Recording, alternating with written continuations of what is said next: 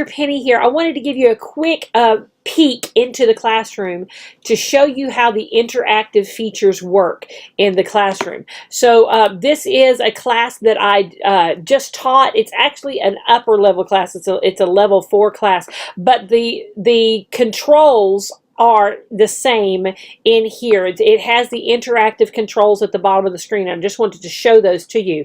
The first one that you see is here at the bottom of the screen, left side. It has the little box here. This says that the 6/26. This means that I am on slide 6 out of 26 slides. Now, if I want to switch to another slide, I can type in here. Let's say I want to go to slide 15. Okay, so I can jump to slide 15 by typing that number into the slide. Now the other controls are here. This is the mouse button. We can turn off the student's mouse where they can't move things around and they can't draw on the screen. Makes them mad as fire, but it really works if you've got a student that wants to play or wants to draw pictures instead of doing their work. So you can turn off their mouse if you need to. You probably won't need that in the mock class, but it's good to know that it's there. Okay, the next one is an eraser, and the eraser erases one line at a time. It erases the last line that you make. So if I click this one, see, it just erases one line, okay? But I can click it multiple times, and it would erase my writing as well as my students' writing, okay? Now this slide is the reset button, okay? And what the reset button is it sets the entire slide back to where it should be, okay? So if you've got lines that you've drawn or drawing on there, if you hit the reset button, it's going to remove all of the drawing, but more importantly in the interactive lessons, it moves all of the pictures back to where they were originally. So that reset button is very important. I have one student that loves to drag all the pictures off the side of the screen where you can't see them and you can't grab them anymore to move them around. He moves them all off to the side of the screen. So I have to reset the slide to get them back to where they should be so that we can do whatever the activity is, okay? The last button over here on the far right is a timer, and you can choose a 15-second, a 30-second, or a 60-second timer. So I'm just going to do a 15-second one, and then you click start. It counts down. It's very small. It's way over here in the corner, and when it gets to the end, all it does is wiggle. It doesn't make a sound or anything like that. See, it wiggles when you're getting close, and then it says it's at 0 and it disappears, okay? I never use that timer, okay? If I need to time something, if we're like reading words very quickly, I just do like this with my timer, okay? So those are the interactive controls on the interactive classroom. I'll show you here in just a moment, I'll show you how to move some things around and how you can help your student move things around in the classroom. Thanks, bye.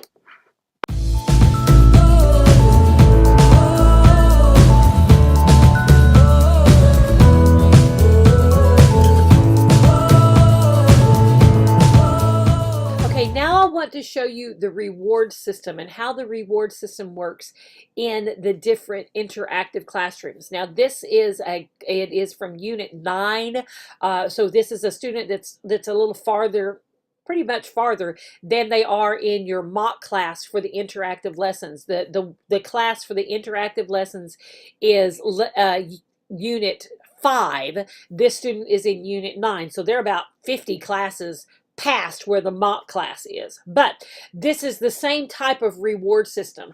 In this reward system, we're doing a whole unit on transportation and neighborhoods.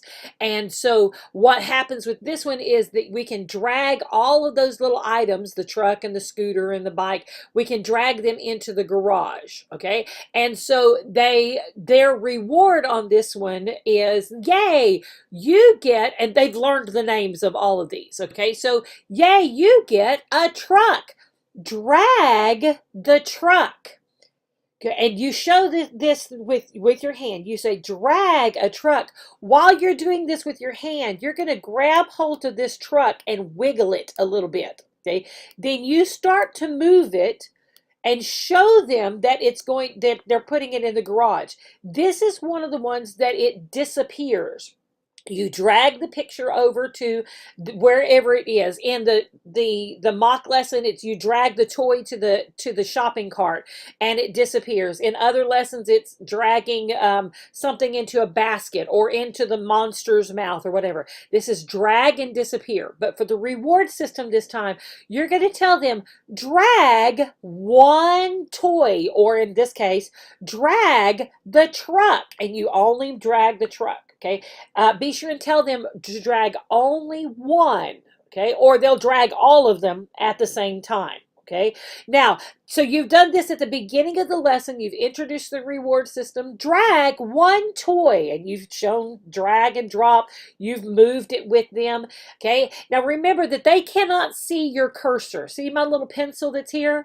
They can't see that. The only time they can see is if I draw a line or if I grab hold of whatever the item is and wiggle it a little bit. Okay, usually when you put your hand over it, it wiggles it just a little bit, but you kind of grab hold and wiggle it just to draw their attention to it. Now let's say I've moved on to a couple of slides later and it's time to give a reward. See the little button down here on the bottom left? Now it's the little picture, the little picture of the gift. I click on that one and it takes me back to the reward slide. Notice that my truck is still missing.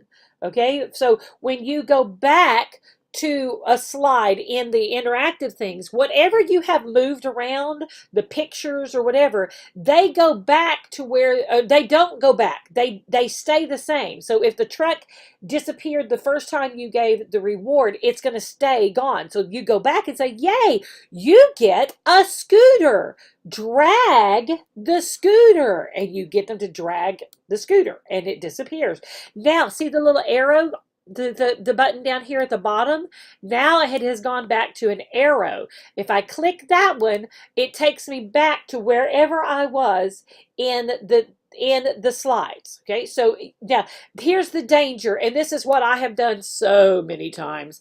I go back to give the reward, and then just out of habit I go over here and click the regular arrow to just go to the next slide. And so I'm on slide 18. I go back to give my reward that's on slide 3, and I forget and hit this button instead of the go back button, and now I'm on slide 4 and I have to click to get to where I was before. So just be careful that you definitely hit the go back button, not the just to the next slide button. Okay, so hopefully that makes a little bit more sense of how the reward system works. Of course, on the mock class, you've got the toy store rather than the garage here, but it's the same concept of how that works. Now, I do want to show you a couple of different types of interactive slides. This one is, it has a sound clip. So you can click on this one and it will play a short sound clip. It's usually just a few seconds. In this case, it's the ring, ring, ring from the bell, the bike, okay, from the bell on the bike. So you've got one of those in the B lesson of the level 2 interactive. It plays, what is it?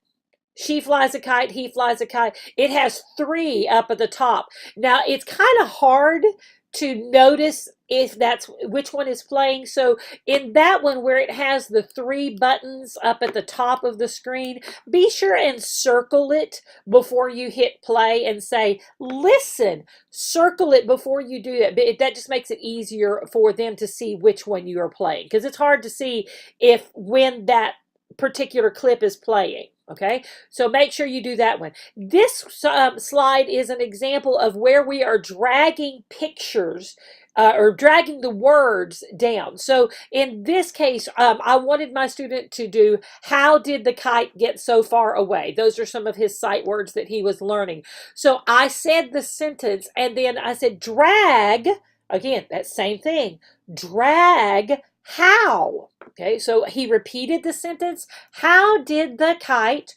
He repeated it to me. Then I said, drag how? And I see how when you put your mouse over it. See how it makes it a little bit bigger? So that makes it easier for them to see that. So you can do that rather than wiggling it. Just hover it over it and it makes it bigger. Okay, drag, and then I start to drag it. Maybe I'll need to drag it all the way down for the first one, but then they can do the other one, okay, on their own. Now there's another one. This is not interactive, it's just draw, but let me show you. Yes, this is the one I wanted to show you.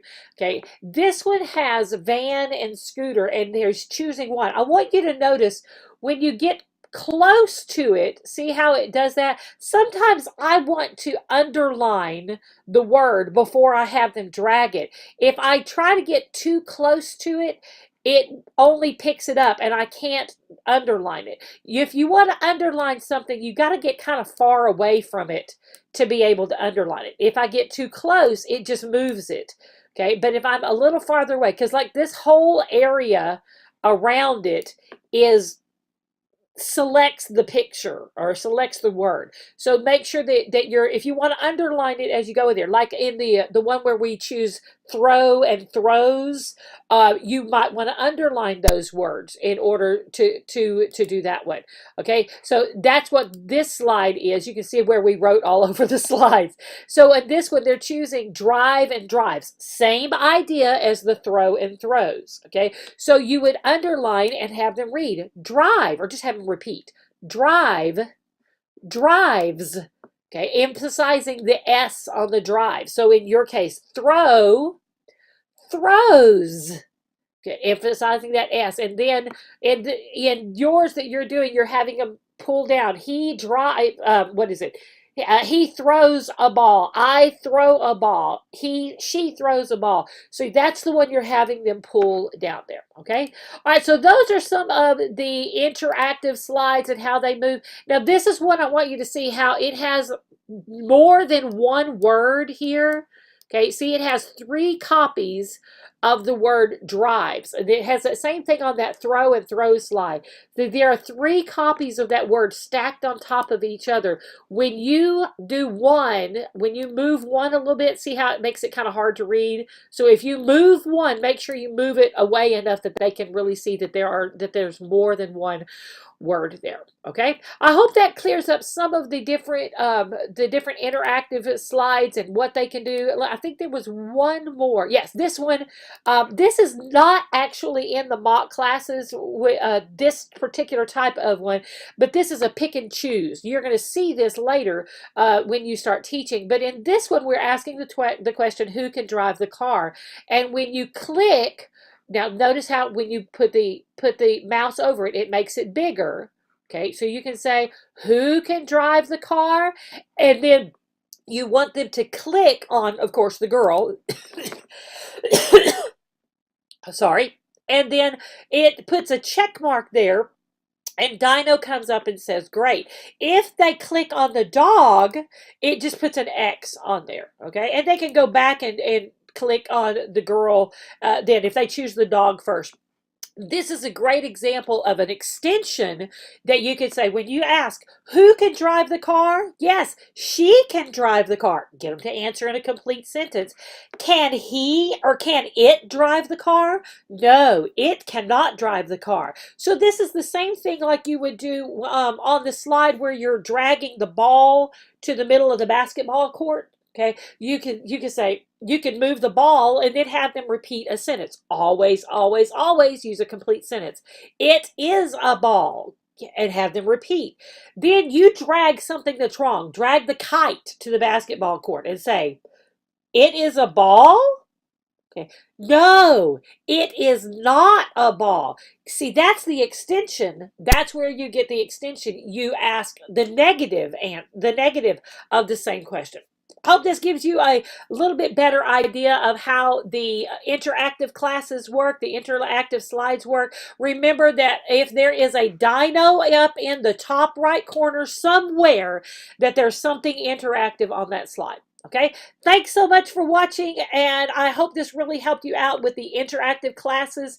And be sure and watch for some other videos that are going to be posted soon that I will go through all of the slides for the interactive classroom. But make sure you watch for that. I just wanted to give this one separate just to show the interactive features of the classroom. Thanks so much. Bye-bye. Oh, be sure and like and subscribe down here. Okay? Bye.